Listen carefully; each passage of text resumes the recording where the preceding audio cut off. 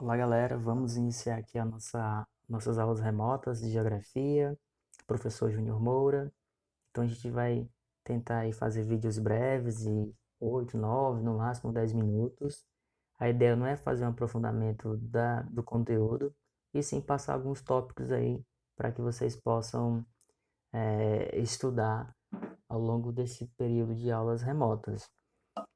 Então, professor Júnior Moura, e a nossa primeira aula de geografia, certo? A nossa aula 1. Bom, primeiro aqui, galera, o objetivo desta aula é tentar entender como é que a geografia ela se sistematizou enquanto ciência. Então, a palavra geografia, eu acho que vocês lembram, etimologicamente, ou seja, na sua origem, ela quer dizer, ela define aí geo, quer dizer terra, certo? E grafia é estudo. Então, de forma bem simplista, fazendo só a tradução, vamos dizer assim, da palavra geografia, significa estudo da Terra. Então, os primeiros geógrafos, eles se dedicavam a fazer uma descrição da superfície terrestre. Então, nós podemos até citar aqui Eratóstenes, né, como o primeiro aí geógrafo a se dedicar a esse estudo de descrição. Ele não foi só geógrafo, ele foi historiador, matemático, foi o primeiro a fazer um cálculo aí de circunferência da superfície terrestre, lá na Grécia Antiga. Então, esse nome é sempre lembrado quando se trata dessa primeira forma de estudos geográficos. Pessoal, mas a geografia ela vai se sistematizar enquanto ciência só a partir aí do século XIX, que ela vai se tornar uma área do conhecimento de forma mais organizada, vamos assim dizer, sistematizada. Então, o principal objetivo de estudo dessa ciência geográfica é estudar a relação entre o homem e o meio, ou seja, estudar a relação entre a sociedade e a natureza. Então, a geografia ela vai se consolidar enquanto ciência estudando essa relação, como é que a sociedade ela vai impactar, influenciar a natureza e como é que a natureza ela vai influenciar a sociedade. E a partir dessa relação, ela vai exprimir, vai delimitar o seu objeto de estudo. Nesse caso, o objeto de estudo da geografia é exatamente o espaço geográfico, certo? Que nós vamos estudá-lo à frente, que é o fruto, né, dessa relação entre sociedade e natureza, revela aí, né, a concepção, a formação do espaço geográfico. Então, a geografia ela vai se dedicar a esse estudo, certo? E se torna sistematizado, uma ciência organizada, com objeto definido, que é o espaço, com o conceito definido, né, que a geografia estuda a relação entre sociedade e natureza, só a partir aí do século XIX. E para a geografia, no seu na verdade, a ciência geográfica ela não é tão antiga, vamos falar assim, frente a outras ciências, né? Mas nesse percurso que a geografia fez ao longo dos últimos séculos, né, do século XIX, XX, século XXI, a geografia foi influenciada por escolas de pensamento. Então, nós vamos citar aqui 4 escolas, tem muitas, tem outras, na verdade, mas como a aula que o objetivo é ser uma aula rápida, né, curta, eu quero que vocês entendam que escola são pensadores, né, que dedicaram estudos geográficos, e esses estudos geográficos acabaram influenciando a forma com que a geografia se desenvolveu. Portanto, a primeira escola geográfica foi o determinismo, certo? Proposto aí por Hatzel. Então, o determinismo, basicamente fazendo aqui um resumo bem grosseiro, afirma basicamente que a natureza, certo? A natureza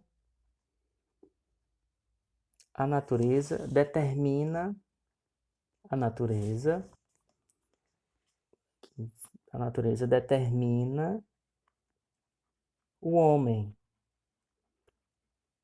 certo? Ou seja, o espaço físico determina o espaço social, ou seja, determina o homem em sociedade. Então vamos imaginemos que uma sociedade que reside lá no interior do sertão nordestino. Então jamais a sociedade, por o local ser seco, terá condições de desenvolver uma agricultura farta, porque aquele local é muito seco e não permite que o homem possa desenvolver uma agricultura de exportação devido ao local. Vamos dar outro exemplo. Quer dizer que, outro exemplo, pessoas que residam, pessoas que moram, né, em favelas, estão fadadas a serem pessoas que vão adentrar o mundo do crime, como se aquele espaço da favela determinasse o sujeito, a ação do sujeito.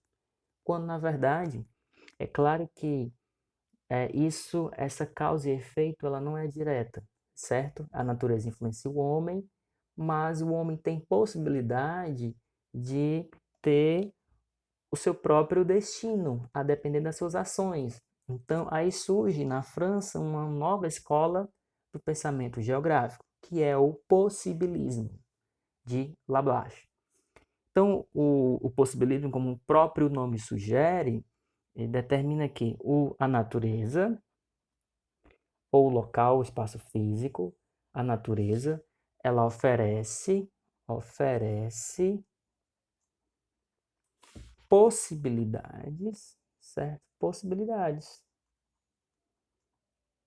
Oferece possibilidades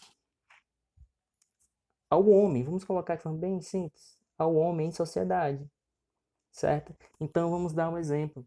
Se você mora no sertão nordestino, apesar de lá ser um local de difícil acesso à água, um local com regime pluviométrico baixo, ou seja, poucas chuvas.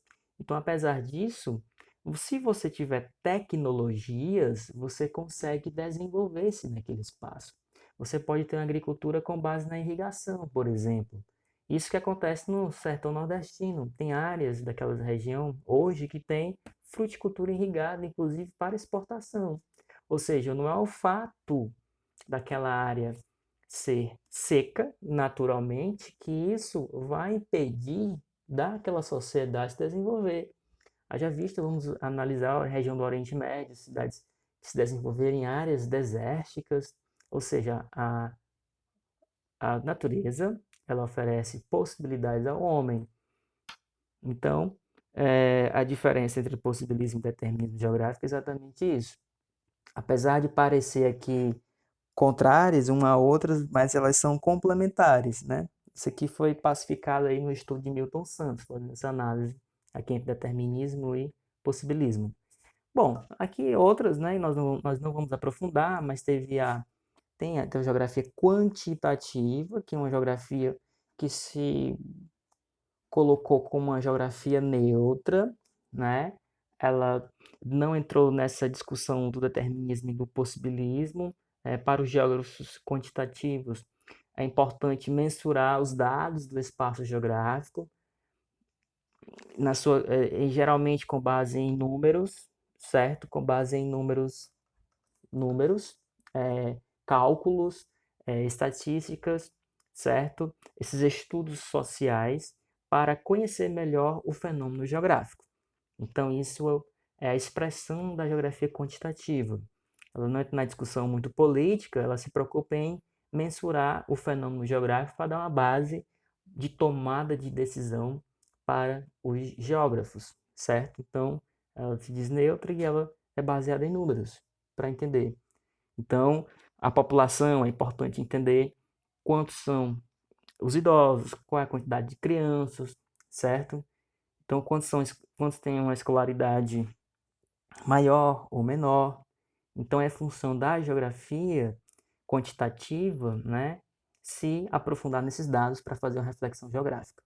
E, por fim, desculpa, na década de 70 surge uma nova geografia denominada geografia crítica, que tem um geógrafo muito importante, né, Lacoste, que tem uma obra vasta sobre a geografia crítica, importante, então ele vai se dedicar a ter essa geografia como ferramenta de análise política. E no Brasil tem um geógrafo muito importante no campo da geografia crítica, tinha, infelizmente, né, que é Milton Santos, certo? Que ele vai se dedicar, a obra de Milton Santos é vasta, se dedica aí ao estudo do espaço, o estudo da globalização. Então, Milton Santos é uma expressão dessa nova geografia, denominada geografia crítica, que surge a partir de 1970, certo? Então, a geografia ela é uma ferramenta importante para analisar a sociedade, para entender as desigualdades socioespaciais, para entender porque em determinadas regiões a população tem a menor renda, outras regiões têm a maior renda. Por que entender essa diferença do espaço geográfico? Então, a geografia crítica, nesse sentido, ela tem um caráter político, certo? Para tentar entender as mazelas sociais. Então, ela vai se basear aí, um embasamento teórico importante nos estudos do marxismo, sobretudo aí com Milton Santos. Então, aqui nós temos as escolas de pensamento geográfico, importante entender, para entender como é que a ciência ela se desenvolveu. Tem outras escolas, não são só essas, tá bom? Entender qual é o objeto da geografia e como que ela se constitui em consciência. Ok, galera? Valeu, até a nossa próxima aula.